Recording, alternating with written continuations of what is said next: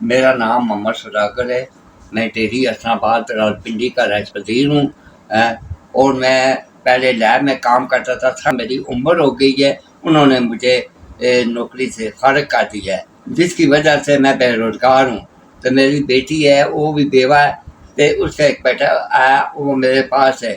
تو پہلے بھی میں بل جمع کراتا رہا، لیکن ہوں میں اتنا مجبور ہو گیا ہوں، کافی مانگ چکا ہے، لیکن مجھ سے پیسے نہیں ہو سکے۔